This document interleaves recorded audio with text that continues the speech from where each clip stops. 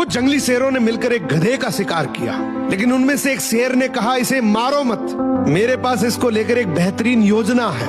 उस योजना के तहत शेरों ने गधे को अपने साथ रखा, उसकी देखभाल करके उसका विश्वास जीत लिया।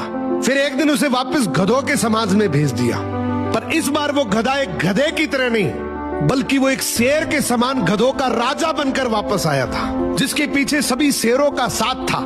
इसलिए बाकी सारे गधे इससे डरने लगे और उसके खिलाफ बोलने से कतराने लगे। अब शेर जब जब उस गधों के झुंड को देखने आते, ये गधा अपने समुदाय के गधे को शेरों को खाने के लिए दे देता।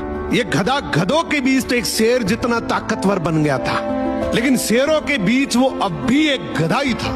ये अपने जैसों पर तो राज करता था, लेकिन ये एक ऐसी ताकत से जुड़ा हुआ था जिससे वो बचकर भाग नहीं सकता था। इसने हजारों मासूम गधों की कुर्बानी दी, सिर्फ ये सोचकर कि इससे मैं और ज्यादा ताकतवर बन जाऊंगा। एक दिन ऐसा आया कि सभी गधों ने एकजुट होकर उसका विरोध किया और ये ठान लिया कि इस बार शेर जब भी शिकार करने के लिए आएंगे तो हम में से कोई नहीं जाएगा, चाहे उसका परिणाम कुछ भी हो।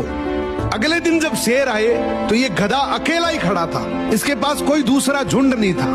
तो गधे ने शेरों से विनम्रता से कहा कि देखो साहब, मेरा खौफ अब खत्म हो गया, मेरी कोई बात नहीं मान रहा अब। तो शेरों ने डिसाइड किया कि चलो अब तू किसी काम का नहीं है तो तू ही साथ चल ले, आज का हमारा भोजन तू ही बनेगा।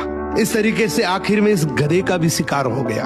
हर समाज के अंदर एक ऐसा गधा जरूर होता है जो अपने लालच के लिए, अपनी ताकत बढ़ाने के लिए अपने ही समाज को दांव पर लगा देता है।